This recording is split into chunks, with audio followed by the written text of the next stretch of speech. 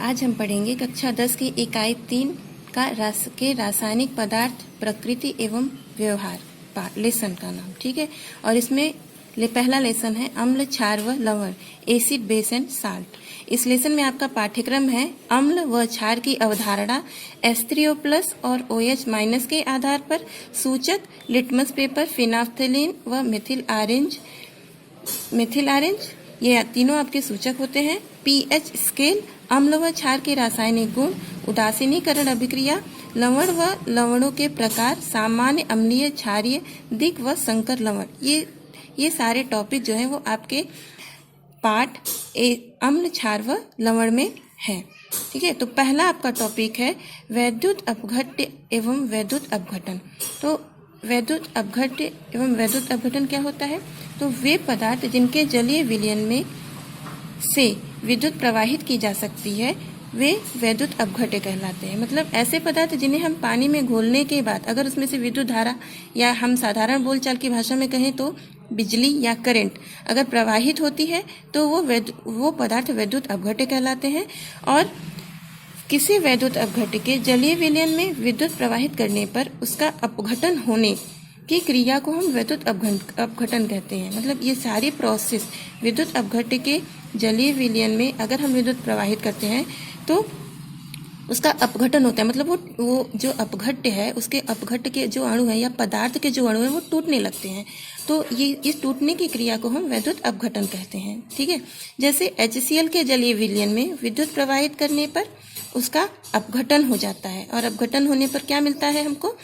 जब HCl को हम का जलीय विलयन AQ मतलब एक्वस या एक्वा कह सकते हैं, ठीक है। तो HCl के जलीय विलयन में जब हम इसको घोल देते हैं HCl को पानी में तो वो एक्वस सॉल्यूशन हो जाता है, एक्वस विलयन हो जाता है। तो एक्वस विलयन में जब हम विद्युत धारा प्रवाहित करते हैं तो वो हाइड्रोजन गैस और क्लोरीन गैस में टूट जाता है, ठीक। और इसके बाद आता है वैद्युत वियोजन का सिद्धांत। मतलब कि जब हम वैद्युत धारा प्रवाहित करते हैं तो ये जो टूटने अपघटन की क्रिया को है इसको एक नया शब्द दिया गया, वियोजन, ठीक। और ये सिद्धांत दिया था स्वांटे आर्हीनियस ने सन 1887 में, ठीक है। तो स्वांटे आर्हीनियस ने सन 1887 में वैद्युत अपघटन की क्रिया और वैद्युत अपघट्यों के अन्य गुणों को स्पष्ट करने हेतु जो सिद्धांत प्रतिपादित किया उसे वैद्युत वियोजन का सिद्धांत या आयनिक सिद्धांत कहते हैं। क्योंकि अपघटन में कोई जरूरी नहीं कि अणु ही बने, हो सकता है वो आयन भी बने। आयन मीन्स कि उस पर पॉजिटिव या निगेटिव चार्ज हो, या कह सकते हैं धनात्मक या ऋणात्मक आवेश हो, ठीक है। इसीलिए इसे आयनिक सिद्धांत भी कहते हैं। अब इस सिद्धांत के अनुसार इसमें क्या क्या चीजें थी? तो पहला पॉइंट है किसी वैद्युत अपघट्य को जल या किसी अन्य विलयन में घोलने पर वह दो प्रकार के विद्युत आवेशित कणों में विभाजित हो जाता है। तो आवेश के बारे में तो आपने पहले ही पढ़ रखा है कि आवेश दो प्रकार के होते हैं, ठीक है। एक धनात्मक होता है, दूसरा ऋणात्मक होता है। इस क्रिया को आयनन या वैद्युत वियोजन कहते हैं। जैसे सोडियम क्लोराइड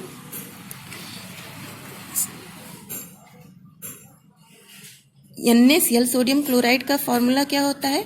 NaCl, ठीक है, यहाँ पे है।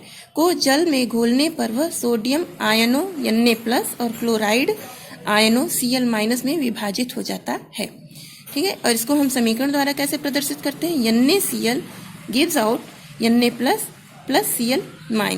दूसरा पॉइंट है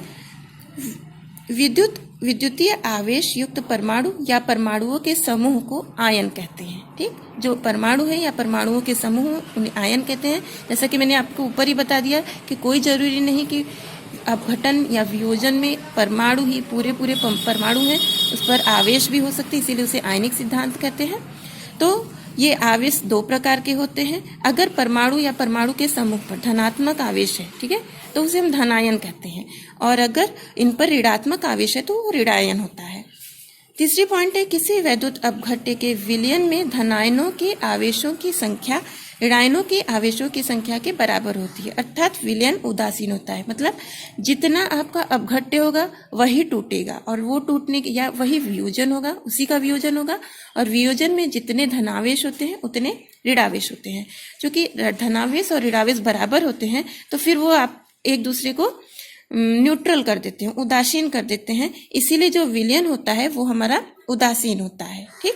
पॉइंट नंबर 4, आयनन की क्रिया उत्क्रमणीय होती है। उत्क्रमणीय ये एक नया शब्द है। उत्क्रमणीय मतलब कि ऐसी क्रिया जो आगे भी चले और पीछे भी चले। जैसे ऊपर का उदाहरण आपको दिया गया, इसमें मैंने गिव्स आउट बोला, ये जो बराबर का निशान एरो बनाया गया है, इसमें देखिए आधा एरो आगे की तरफ है और आधा एरो पीछे की तरफ है।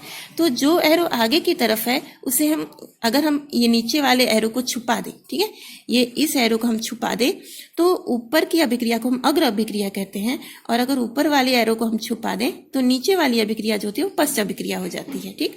तो ये इधर से इधर आगे चलेगी, ऊपर वाले एरो का मतलब होता है, और नीचे वाले एरो का मतलब होता है ये इधर से Na प्लस और Cl माइनस जुड़ जाते हैं और फिर वो NaCl बना देते हैं।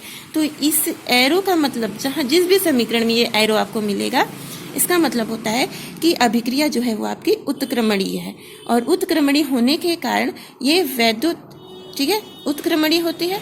तो और वैद्युत अपघट्य को जब जल में घोला जाता है तो इसके अणु एवं आयनों के मध्य साम्यावस्था स्थापित हो जाती है। साम्यावस्था मतलब कि बैलेंस बराबर होता है, ना कम ना ज्यादा, दोनों तरफ लेफ्ट हैंड साइड और राइट हैंड साइड दोनों एक दूसरे के इक्वल होते हैं। जैसे आपको एक उदाहरण भी यहाँ पर है, यदि AB वैद्युत अपघट्य को जल में घोलने पर इसके अणु AB तथा आयनों A या A प्लस या B माइनस के मध्य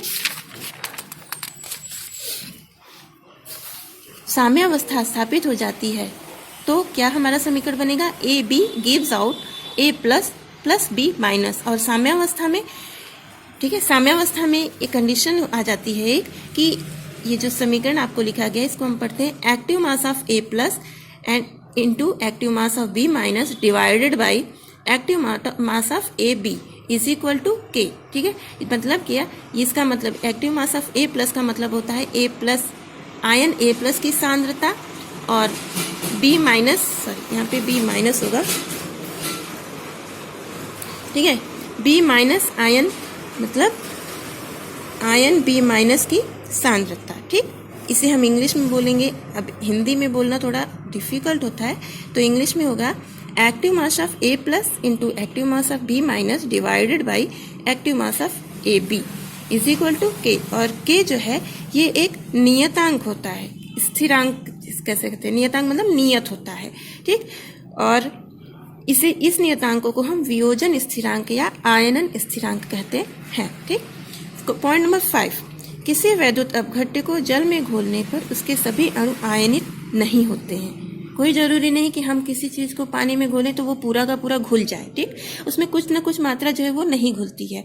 तो जो मात्रा, ठीक है, जो मात्रा घुल जाती है उसे आयनन की मात्रा या वियोजन की मात्रा कहते हैं। ठीक, इससे हम इस तरह से कैसे, किसी वैद्युत अपघट्य का वह भाग जो आयनों के रूप में वियोजित हो जाता है, आयनन की मात्रा या वियोजन की मात्रा कहलाती है। ठीक, अब इस आयनन की मात्रा का पता लगाना है कि वो कितना होता है, तो उसके लिए फॉर्मूला होता है, आयनन की मात्रा बराबर आयनों में वियोजित अणुओं की संख्या बटे अणुओं की कुल संख्या। मतलब जितने अणु लिए गए हैं अपघट्य के वो, और कितने अणु वियोजित हुए हैं वो। ठीक, जैसे उदाहरण भी आपके लिए एक है कि AB प्रारंभ में, जो AB वैद्युत अपघट्य है इसका प्रारंभ में अणुओं की संख्या 100 है। ठीक, और जल में घोलने के बाद जब साम्यावस्था हो जाती है तो इस 100 में से केवल 10 अणु आयनित होते हैं, तो बचे अणु कितने हो जाते हैं पे 90।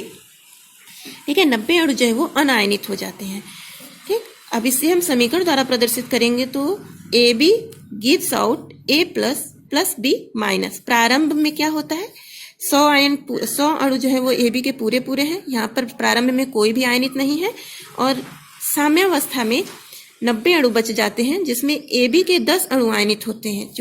चूंकि यहाँ से 10 अणु निकल गए तो A प्लस के भी 10 आयन बन जाएंगे और B माइनस के भी 10 आयन बन जाएंगे। ठीक, तो आयनन की मात्रा यहाँ से निकलेगी 10/100। ठीक है, इज इक्वल टू या बराबर 0.1 भाग देने पर हमको यही मिलेगा। अब यहाँ पे जब आयनन की मात्रा 1 या 1 से कम होती है, ठीक है, हमेशा ही इसकी मात्रा कम 1 से 1 होती है या 1 से कम होती है, तो इसे प्रतिशत में भी व्यक्त किया जाता है। ठीक, तो यहाँ पे प्रतिशत, आयनन की प्रतिशतता कितनी हो जाती है, आयनन की मात्रा गुणे 100%। ठीक, पॉइंट नंबर 6, किसी वैद्युत अपघट्य के भौतिक तथा रासायनिक गुण उसके आयनों के स्वभाव तथा उसकी मात्रा पर निर्भर करते हैं। ठीक है, उसके आयन कैसे होंगे, उसकी क्वालिटी, उसके गुण जो है वो उसके आयनों पर डिपेंड करती है, निर्भर करती है। पॉइंट नंबर 7, ठीक है, किसी वैद्युत अपघट्य की विलयन की वैद्युत चालकता उसमें उसके विलयन में उपस्थित आयनों की संख्या पर और उन आयनों पर उपस्थित आवेशों पर निर्भर करती है। ठीक है, मतलब क्या कि आयनों की संख्या अधिक और उन आयनों पर आवेशों की संख्या मात्रा अधिक होने पर वो उसकी वैद्युत चालकता अधिक होगी। और यहीं अगर इसको उलट दिया जाए, मीन्स क्या कि अगर आयनों की संख्या कम और आवेशों की संख्या भी कम हो जाए तो भी उसकी वैद्युत चालकता जो है वो कम हो जाती है। तो आज के लिए इतना ही, ये एक टॉपिक थी। Thank you.